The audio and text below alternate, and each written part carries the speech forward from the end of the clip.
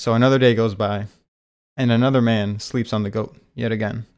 You would think they would have learned by now, but apparently they just don't. They just don't fucking get it. So I'm going to respond to this. I'm going to dissect this paragraph of his. And I'm going to prove to him why it's not just him being wrong. It's just completely fucking stupid. Like, I don't know how anyone can have this take. My first response after fucking reading this is, this guy is definitely a troll, 100%. No one can have a take this dumb. But I'll humor him. I'm going to assume he's not trolling, and he actually believes this. So, he said, "Sorry for breaking this for you, but Ousen did so little in this war. It was Shin and Kyokai who done the heavy lifting. In fact, I willing to bet without Shin, Ousen would already lost the war. He had better card than Riboku." Okay, my guy. So first of all, Ousen using the Locust plan is the whole reason that winning the war was even possible. Nothing Shin or anyone other than Ousen can do would matter in the slightest if Ousen did not come up with this plan. So right off the bat, he's already the MVP just for that. You can't argue otherwise. This plan was such an unprecedented plan that it caught your boy Riboku, Jorboku, off guard. He was sweating. He said he didn't know something like this existed. Couldn't fathom it. It was something outside of his imagination. I don't even know if you actually acknowledge this. Maybe you forgot about it. Because I don't know how anyone can read those chapters and say he did very little. But maybe you're just talking about Shukai. So we'll go into Shukai. So first of all, I'll just list what he's actually done in Shukai. So he caught Kisui off guard. He managed to have him get pincered by Moten and Mako. And he sent Shin there. So he had them in a pretty much guaranteed win situation. Okay, the only way that Riboku can do anything is if Kin fucks up. And I will agree that overall, Ousen did have the better pieces, and that ended up being the deciding factor in why he won. But his pieces didn't always do the best job possible. In fact, in this situation, Mako and Shin fucked up massively. Mako, he didn't have to leave his HQ open. He could have just sat there. He could have defended himself. And Riboku had no possible way of doing anything to him. Mako could have gone to the front lines, and Riboku again would have no way of assassinating him. And Shin, he could have killed Kisui, but instead he went after Riboku, so he ruined his chance to kill Kisui and turn the side of the battle. So in this situation, if Ousen's pieces don't fuck up and don't vastly underperform to what they should have done, then Ousen pretty much guarantees the war from just the first day. And then not even that. After, he sends Shin at the perfect time. He knows that they have enough manpower to beat the right wing for sure. He's confident. He's confident that even if Eiko goes down, they'll awaken, yada yada. So he's able to read the abilities of Shin and them and the Zhao people better than Riboku can. Riboku was just being confident as fuck, like, "Oh, no way, Chogar, you could lose. It's impossible, goes out." While Ousen knew for a fact, he said it's guaranteed that Shin's gonna awaken. Ohan is just a slight gamble. And him not giving Ohan the title of leader of the wing, not appointing Shin leader of the wing, he did all this to put them in an even tougher situation, so they're more likely to awaken. That by itself is already something you have to credit to him, because most commanders would appoint someone in that situation. It was unorthodox, and it was something that everyone realized was a strategy in itself. That's like saying because Kanki did nothing, what happened to Kisha isn't a result of his strategy. You have to give both of them credit in this situation. And then, this is why your argument is really dumb.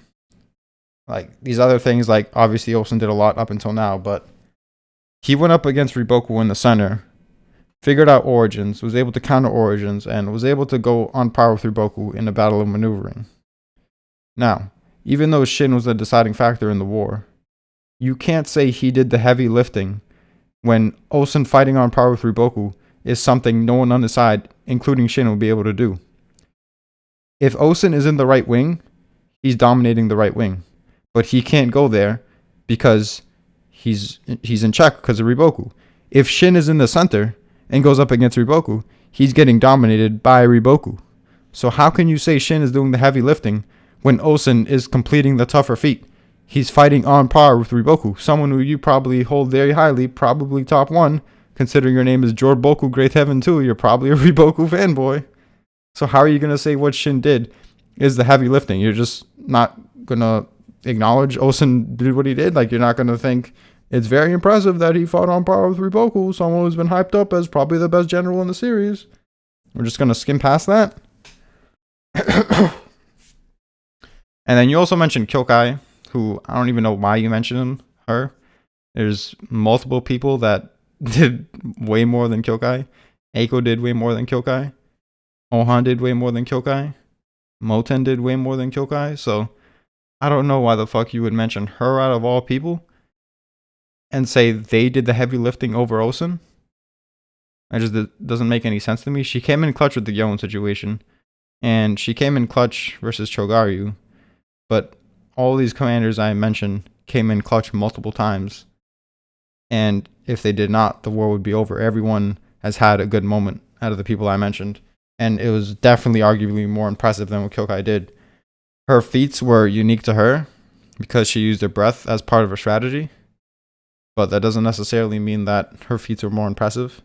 I could get more into that, but I don't want to make this into a long video when I'm comparing Kyokai to literally every one of these people and comparing all the feats. So, you also said if he didn't have Shin, Ousen would have already lost the war. I'm not sure by which point you're talking about. Are you saying by day 3 when Gon came, if Shin wasn't there? Then yeah.